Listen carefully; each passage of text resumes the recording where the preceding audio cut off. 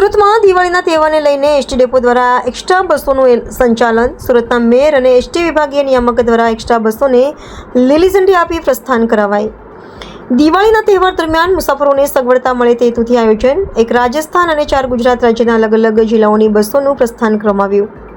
Surat ST વિભાગ દ્વારા આ વખતે 1600 જેટલી બસોનું દિવાળી તહેવાર દરમિયાન સંચાલન કરાશે. અત્યાર સુધીમાં 212થી વધુ બસોનું ગ્રુપ બુકિંગ થયું. આખી બસ બુકિંગ કરવાથી ઘર આંગણથી મુસાફરોને લઈ જવામાં આવશે.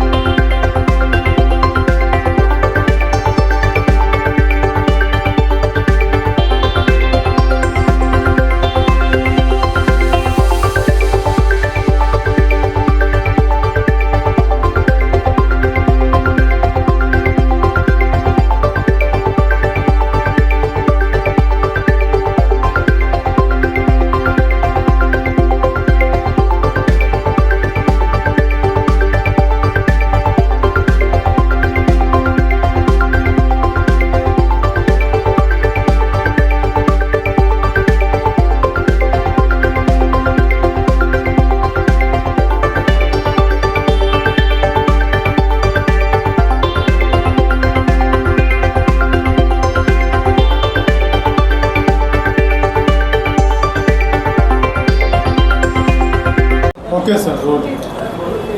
નમસ્તે.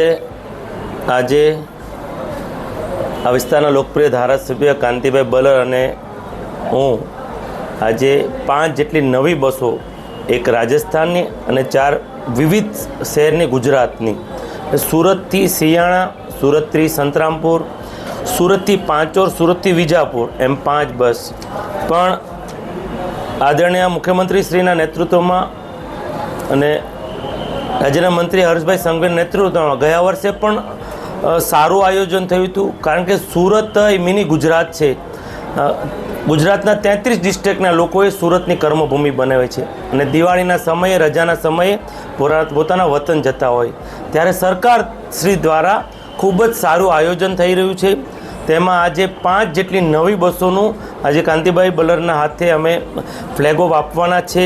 સાથે સાથે સરકારનું એક ખૂબ જ સારું ઇનિશિયેટિવ છે કે સૌરાષ્ટ્રમાં પણ અને સૌરાષ્ટ્રમાં જે ગામ હોય એટલે ગામવાળા પણ બુકિંગ કરે તો જે સોસાયટીમાં જઈને એવી 212 જેટલી બસ બુક થઈ છે કે સૌરાષ્ટ્રમાં, સુરતમાં, વરાછામાં એની સોસાયટીથી એના ગામ સુધીનું આયોજન કોઈ કરતું હોય તો આ ભારતીય જનતા પાર્ટીમાંની સરકાર કરતી હોય છે. અને આ વર્ષે પણ 1600 જેટલી બસનું આયોજન કર્યું છે અને આદરણીય હર્ષભાઈ સંઘવીએ તો કીધું છે કે હજુ વધુ બસ મૂકવી પડે તો સરકાર તરફથી અમારી તૈયારી છે. એટલે આજે એનો પ્રારંભ થાય છે ત્યારે હું ને આ વિસ્તારના લોકપ્રિય ધારાસભ્ય કાંતિભાઈ બલર આવ્યા છે ફ્લેગ આપવા. અને હું તમામ જે વતન જાય છે એને શાંતિથી જાય અને શાંતિથી આવે અને માતાજીને પ્રાર્થના કરું છું સૌની દિવાળી સુખમય રહે અને માતાજી સુખ, શાંતિ અને સમૃદ્ધિ અર્પે, એ જ અભ્યર્થના.